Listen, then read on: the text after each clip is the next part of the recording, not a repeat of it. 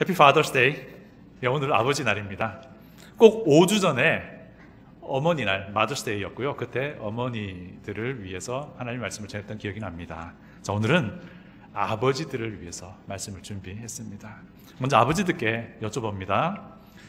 여러분의 자녀는 여러분을 아버지로서 어떻게 생각할까요? 여러분의 아내는 여러분을 남편으로서 어떻게 생각할까요? 사실 하나님은요, 그리스도인 아버지들에게 정말 많은 것을 허락해 주셨습니다. 이 말은요, 하나님께서 아버지들에게 기대하시는 바가 있다는 뜻입니다. 하나님은 그리스도인 아버지에게 가정의 머리가 되도록 하셨습니다. 가정의 리더로 서라는 것이죠. 가정에서 하나님의 권위를 위임받은 자가 되라는 것입니다. 이 말은 하나님의 권위를 위임받은 자로 살아가라 라고 하는 것을 포함합니다. 오늘 본문 에베소서 5장 23절이 이것을 분명하게 말씀합니다. 제가 읽어보겠습니다. 이는 남편이 아내의 머리됨이 그리스도께서 교회의 머리됨과 같음이니 그가 바로 몸의 구주시니라. 남편이 아내의 머리됨이라고 말씀을 하십니다. 그래서 여러분의 아내는 여러분에게 복종해야 한다라고 가르치시기도 하고요. 또한 여러분의 자녀는 여러분에게 순종해야 한다라고 가르치십니다. 하나님께서 하나님의 권위를, 자신의 권위를 남편에게 그리고 아버지에게 위임하셨다라는 뜻입니다. 그런데 문제는 아버지가 아버지로서의 권위를, 또한 남편이 남편으로서의 권위를 사실 인정받지 못하는 그런 세상이 된 것 같습니다. 왜냐하면요, 제가 보기엔요, 아버지가 그리고 남편이 자신에게 하나님이 주신 그 권위를 사용하지 않기 때문이라는 것입니다. 이 말이 무슨 말일까요? 위임된 권위에 합당한 책무를 하지 않는다는 것입니다. 가정에서 하나님이 위임하신 권위를 가진 자로서 합당한 삶이 있다는 것입니다. 과연 그것이 무엇일까요? 오늘 제가 세 가지를 엄선해서 아버지들께 그리고 모든 분들께 권면드리고자 합니다. 하나님이 위임하신 권위를 가진 자로서의 합당한 삶을 위해서 아버지는 먼저 구원받으셔야 합니다. 제가 한 사람 소개합니다. 사도행전 10장에 나오는 사람인데요, 그의 이름은 고넬료입니다. 10장 2절, 사도행전 10장 2절을 제가 읽어드립니다. 그가 경건하여 온 집안과 더불어 하나님을 경외하며 백성을 많이 구제하고 하나님께 항상 기도하더니. 고넬료는요, 경건한 사람, 하나님을 경외하는 사람, 그뿐 아니라 구제도 하고 그리고 항상 기도하는 사람이었다라고 성경은 평가합니다. 고넬료는 우리가 아는 바처럼요, 그 로마 군의 장교였습니다. 그런데 성경은요, 고넬료를 경건한 사람이었다라고 말을 합니다. 하나님을 경외하는 사람이었다라고 말하고요, 고넬료는 다른 어떤 유대인보다도 더 열심히 하나님을 경외하는 모습을 보여줬다라고 말합니다. 그 이유로 그 증거로 구제도 하고 정기적으로 기도하는 사람이었다라고 말을 하는 것이죠. 사도행전 10장 22절을 제가 읽어드립니다. 그들이 대답하되 백부장 고넬료는 의인이요 하나님을 경외하는 사람이라 유대 온 족속이 칭찬하더니 심지어 유대인 사회에서 유대인들조차도 이방인인 고넬료를 칭찬했다는 것입니다. 이 당시에 이런 부류의 사람들이 있었다라고 역사를 통해서 우리가 알 수 있는데요, 뭐냐면요, 이방인이지만 유대인의 여호와 하나님에 대해서 관심을 가졌던 사람이 있었다라고 해요. 이들은 당시에 그리스 로마 사회의 주류를 이뤘던 다신론적인 사상을 포기하고요, 유대인이 가지고 있던 그 유일신 사상을 받아들인 사람들이라고 합니다. 이들을 유대 사회에서는요, 어떻게 불렀냐면 하나님을 경외하는 자라고 불렀다고 합니다. 이들 중에서 또한 일부는 완전히 유대교로 개종하는 사람들도 생겨났다라고 합니다. 고넬료가 하나님을 경외하는 자의 부류에 속했던 것으로 성경학자들은 다들 이렇게 생각을 하고 있습니다. 그런데요, 이 고넬료가 하나님을 경외하는 사람이었던지 간에 유대교로 완전히 개종을 했던 사람이든지 간에 그것은 중요하지 않습니다. 왜냐하면요, 고넬료가 하나님을 경외하는 자의 부류에 있었던, 고넬료가 완전히 유대교로 개종을 했던 사람이든 그 상태로는 여전히 하나님 앞에 설 수 없기 때문입니다. 하나님은요, 고넬료에게 천사를 보내셨습니다. 그리고 그 천사는 고넬료에게 베드로를 찾아서 집으로 초대하라고 말하는 것을 우리가 잘 알고 있습니다. 또 한편 하나님은 베드로에게 환상을 보여주셨습니다. 그리고 하나님이 베드로에게 큰 보자기 안에 있는 갖가지 동물을 잡아먹으라고 말을 하셨습니다.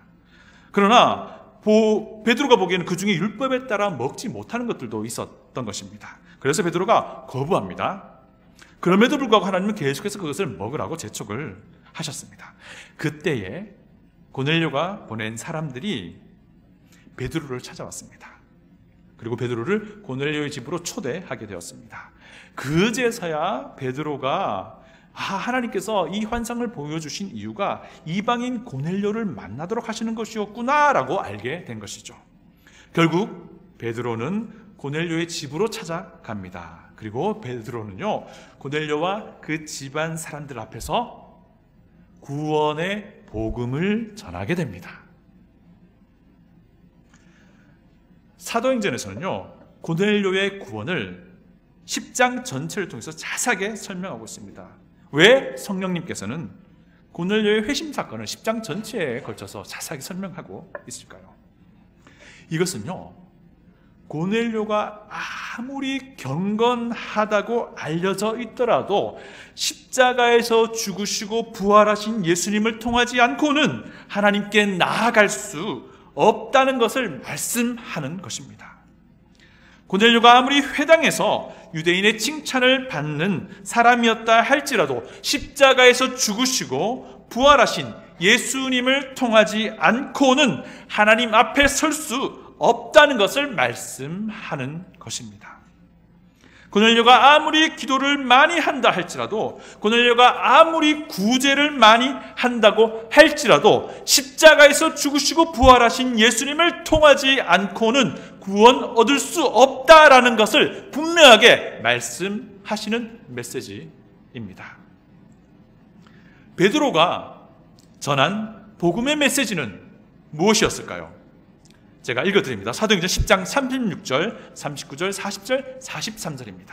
제가 읽어드릴게요.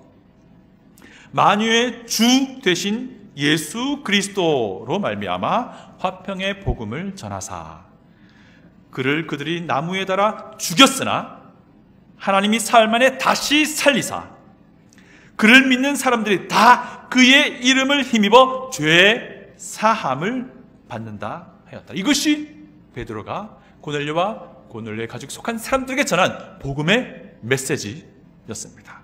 예수 그리스도, 죽으셨다가 부활하신 예수 그리스도, 이 주님을 구주로 믿는 이들에게 죄 사함이 주어진다라고 하는 것입니다. 오직 예수 그리스도를 믿는 믿음으로 하나님께 나아갈 수 있다는 것입니다. 오직 예수님을 믿는 믿음으로 하나님 앞에 설 수 있다라는 것입니다. 오직 예수 그리스도를 통하여서만 죄를 용서받을 수 있고요, 그리고 하나님의 영광으로 나아갈 수 있다라는 메시지를 우리에게 보여주고 있는 것입니다. 여러분이 아무리 하나님을 예배한다고 하더라도요, 예수 그리스도가 우리 중심에 자리하고 있지 않다면 여러분은 하나님을 예배하는 것이 아니라는 것입니다. 고넬료는요, 회당 예배에 정말 열심으로 참여하는 사람이었습니다. 그러나 예수 그리스도를 만나기 전에는 여전히 죄 용서가 필요한 죄인이었다라는 것입니다. 여러분이 아무리 선한 행위를 한다 할지라도 예수 그리스도가 우리 마음 중심 안에 자리 잡고 있지 않다면 여러분은 하나님의 자녀가 아니라는 것입니다. 고넬료는 열심히 구제하고 칭찬받는 사람이었습니다. 그러나 예수 그리스도께서 그 중심에 계시기 전에는 여전히 하나님 앞에 설 수 없는 죄인이었다라는 것입니다.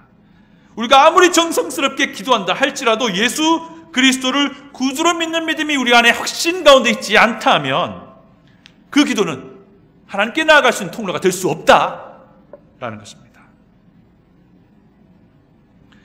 규칙적으로 아주 매번 기도를 하던 고넬료였지만 여전히 예수 그리스도가 필요한 죄인이었습니다. 하나님이 우리의 죄를 그리스도 안에서 단번에 용서하지 않으시면 우리는 아직 하나님께 나아갈 수 없고 하나님 앞에 설 수 없다라는 것입니다. 오직 예수 그리스도를 통하여서만 거룩하신 하나님께 나아갈 수 있다라는 것입니다. 고넬료는 누가 봐도 경건한 사람이었습니다. 그러나 하나님에게는 그렇지 않았습니다. 고넬료는 누가 봐도 하나님을 경외하는 사람이었습니다. 그러나 하나님에게는 그렇지 않았다는 것입니다. 고넬료는 회당 예배에 아주 적극적인 사람이었습니다. 그러나 그것으로는 하나님께 설 수 없었습니다. 고넬료는 누가 봐도 심지어 유대인이 보더라도 칭찬받을 만한 사람이었습니다. 그러나 하나님께는 여전히 심판의 대상이었다라는 것입니다. 예수 그리스도를 만나기 전에는. 그래서 하나님은 고넬료에게 천사를 보내셨던 것입니다. 그래서 하나님은 베드로에게 환상을 보여주셨던 것입니다. 그래서 하나님은 베드로를 통해서 고넬료에게 예수 그리스도가 누구신지 알려주셨던 것입니다. 아버지 여러분, 그리고 생수교회에 출입하는 모든 여러분 어떻습니까? 여러분은 예수 그리스도께서 여러분 중심 가운데 계십니까? 여러분은 예수 그리스도를 구주로 모시고 계신 것을 확신합니까? 예수 그리스도만이 하나님 앞에 설 수 있는 유일한 길임을 믿고 계십니까? 예수 그리스도만이 하나님의 영광에 이르는 유일한 길임을 인정하고 계십니까? 예수 그리스도를 통해서만 하나님께 죄 용서를 받을 수 있다는 것을 믿고 있습니까? 만약에 그렇지 않다면 여러분들이 교회에 출석하는 것이 얼마나 부담이겠습니까? 만약 그렇다면 여러분들이 예배에 참석하는 것이 얼마나 큰 힘든 일이겠습니까? 예수 그리스도를 내 구주로 나의 유일한 구원의 길임을 확신하지 않은 채 여러분들이 교회를 섬긴다면 그거 정말 힘든 일인 것입니다. 며칠 전 어떤 분과 점심 식사를 하면서 교제를 나누었습니다. 그분과 교제하면서 제가 예수 그리스도를 만난 이야기를 하게 되었습니다. 그랬더니 그분도 말씀하시기 시작하셨습니다. 자신도 오랫동안 교회를 출석하였다고 합니다. 그러나 예수님을 확신하지는 못하고 있었다고 합니다. 그런데 교회에서는 다른 사람들이 전부 다 예수님 믿는다고 하니까 자기도 부끄럽지 않기 위해서 그냥 믿는다라고 말을 했답니다. 그게 너무 힘들었다는 거예요. 그러던 중에 자신이 하나님 앞에서는 아무것도 아닌 바울이 고백했던 것처럼 죄인 중에 괴수라는 것을 알게 되었답니다. 그리고는 자연스럽게 예수님을 구주로 믿을 수밖에 없게 되었다라고 말씀을 하셨습니다. 이것이 그분의 구원의 간증이었습니다. 저는 얼마나 기뻤는지 모릅니다. 하나님의 구원의 은혜가 각 개인에게 임한 그 이야기는요, 들어도 또 들어도 정말 가슴 벅차고 감격이 됩니다. 이것이 바로 구원입니다. 죄인임을 알게 된 죄인이 예수 그리스도를 구주로 믿는 믿음으로 하나님께 죄를 용서받는 것입니다. 그리고 하나님 앞에 설 수 있는 것입니다. 그리고 하나님의 영광에 나아갈 수 있는 것입니다. 이것이 바로 하나님의 구원입니다. 이것을 고넬료의 회심을 통해서 우리에게 성령 하나님께서 가르쳐주고 계신 것입니다. 여러분이 이렇게 구원을 확신하는 사람이라면 당신은 어떻게 죄인이 하나님께 나아갈 수 있는지 아느냐라는 질문에 무엇이라고 답하겠습니까? 교회 오래 다녔습니다? 아니요. 교회에서 열심히 봉사했습니다? 아니요. 열심히 기도합니다? 아니요. 예수 그리스도를 믿는 믿음으로 하나님께로부터 모든 죄를 용서받았습니다. 바로 이것입니다. 바로 이것이 우리 마음에서부터 즉각적으로 흘러나와야 할 확신에 찬 고백입니다. 이것이 바로 구원받은 사람들의 입술에서 나오는 고백입니다. 구원의 근거는요, 교회를 출석하는 행위에 있지 않습니다. 정기적으로 기도하는 것에도 있지 않습니다. 구원의 근거는 교회에서 봉사 많이 열심히 하는 것에 있지 않습니다. 구원은 예수 그리스도를 만남으로 얻게 되는 것입니다. 구원의 근거는 오직 예수 그리스도 그분에 있습니다. 우리의 구원의 근거는요, 예수 그리스도가 나의 유일한 구원의 길임을 확신하는 것, 그것에 있습니다. 사랑하는 아버지 여러분, 또한 아버지를 포함한 모든 생수교회를 출입하는 여러분, 여러분은 어디에 속해 있습니까? 여러분 누구입니까? 예수님을 만나기 전에 고넬료입니까? 아니면 예수님 만난 이후에 고넬료입니까? 여러분 어디에 속해 있습니까? 여러분은 당신의 구원의 근거가 무엇이냐는 질문에 단 1초의 망설임도 없이 예수 그리스도라고 답하는 성도입니까? 만약 그렇지 않다면 여러분은 이 세상에서 가장 불행한 사람입니다. 가장 불행한 아버지입니다. 그러나 단 1초의 망설임도 없이 예수 그리스도입니다 라고 기쁨으로 답한다면 여러분은 세상에서 가장 행복한 아버지, 가장 행복한 사람입니다. 하나님이 위임하신 권위를 가진 자로서 합당한 삶을 위해서 제일 먼저 하나님의 구원의 은혜 안에 있어야 합니다. 두 번째는요, 하나님이 위임하신 권위를 가진 자로서 합당한 삶을 위해서 아버지는요, 아내와 자녀에게 본을 보여야 합니다. 하나님이 아버지에게 권위를 주셨습니다. 이것은 분명한 사실입니다.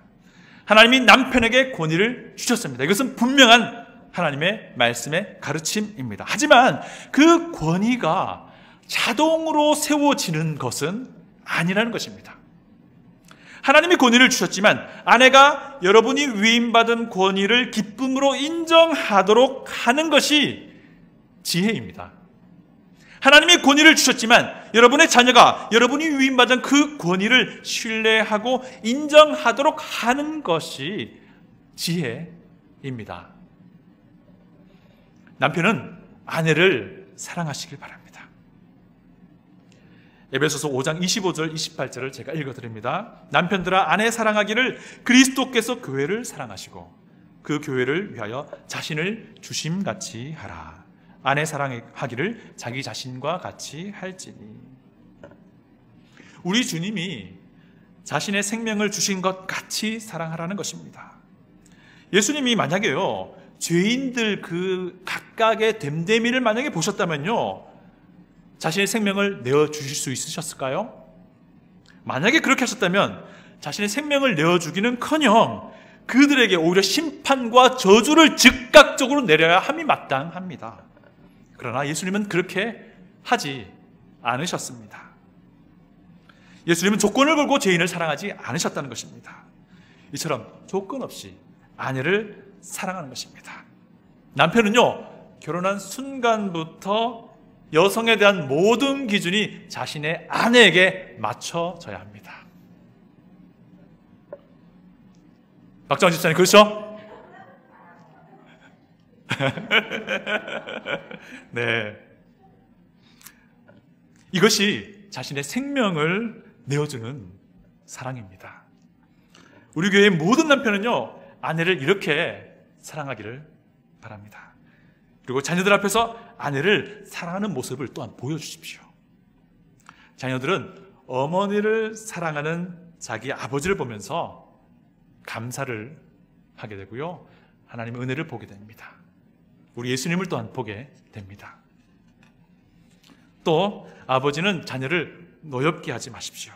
에베소서 6장 4절 제가 읽어드립니다. 또 아비들아, 너희 자녀를 노엽게 하지 말고, 저도 아버지로서 자녀를 노엽게 하지 않으면서 훈계하는 것이 쉬운 일은 아닙니다. 하지만 확실한 것은요, 우리 자녀들이 아버지의 위선적인 모습을 보고는 노여워한답니다.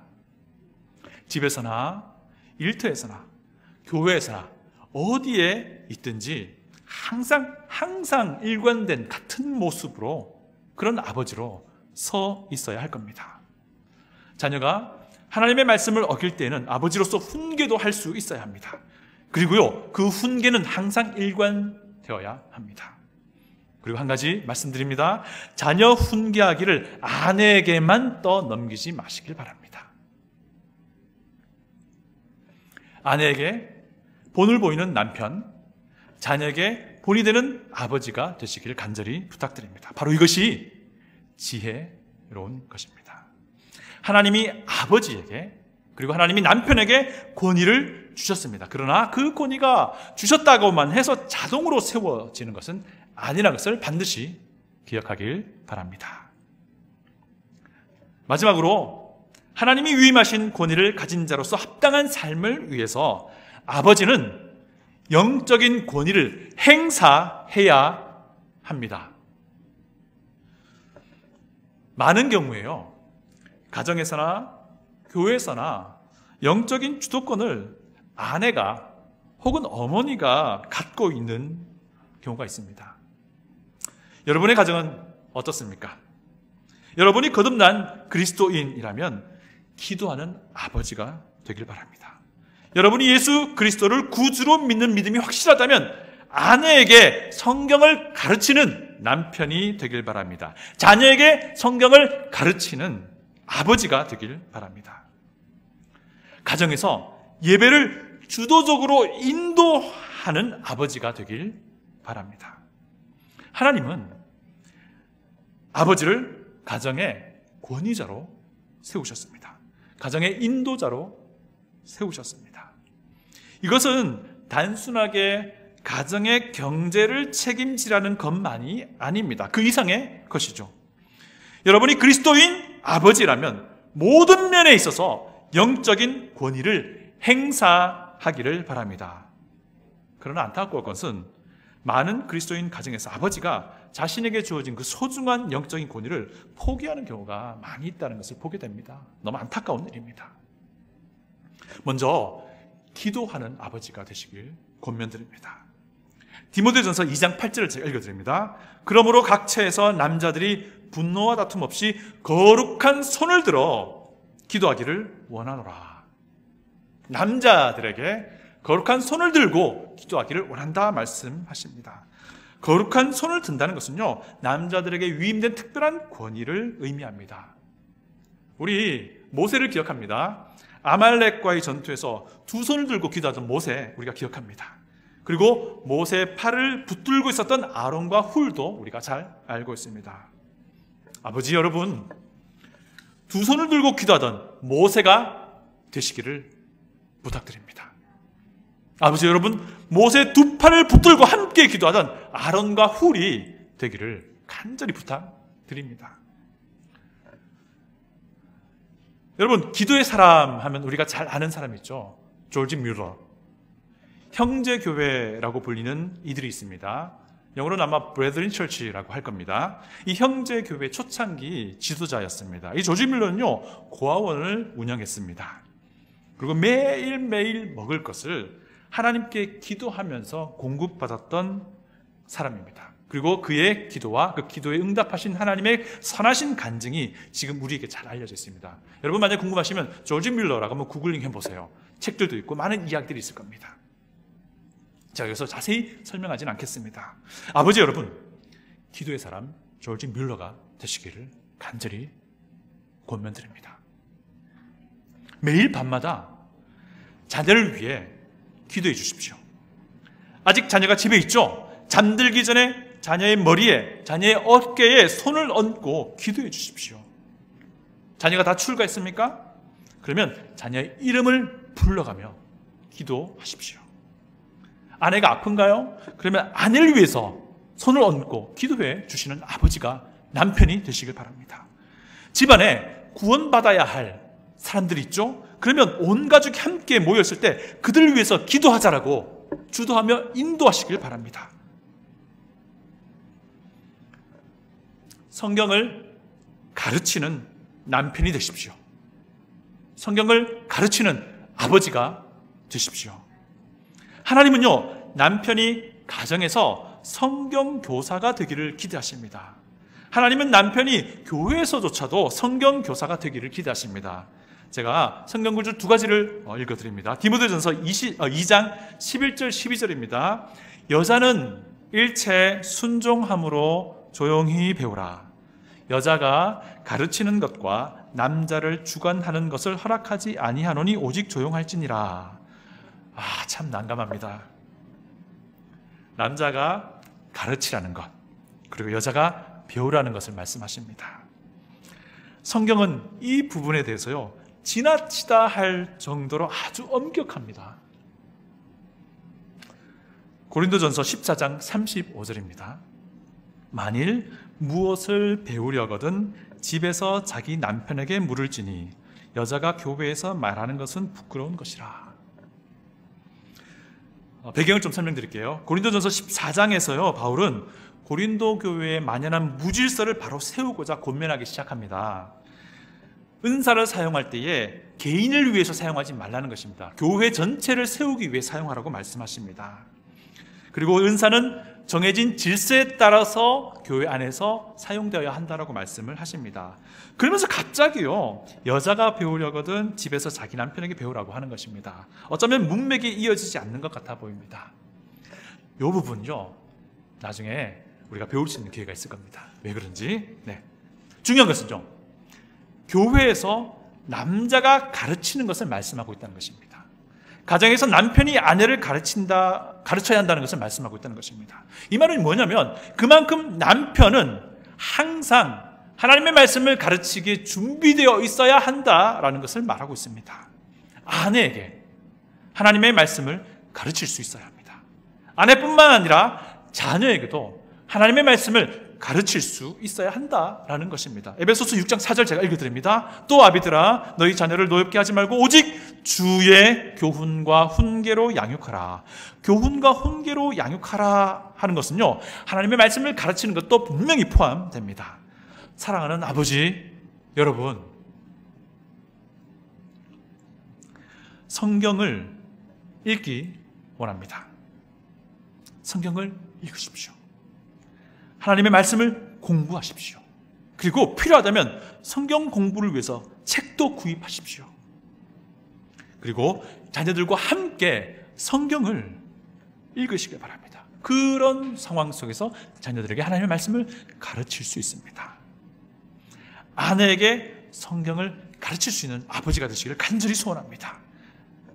자녀들이요, 성경을 읽다가 아버지에게 아빠, 아버지, 이 성경은 도대체 무슨 뜻이에요? 라고 물어볼 수 있는 그런 가정의 아버지로 세워지기를 간절히 소원합니다. 아내가 성경을 읽다가 남편에게 여보, 이 성경은 도대체 무슨 뜻이에요? 라고 물어볼 수 있는 그런 아름다운 가정이 세워지기를 간절히 소원합니다. 예배를 인도하는 아버지가 되십시오. 코로나19로 인해서 우리는 수요일 가정예배를 드리도록 하고 있습니다.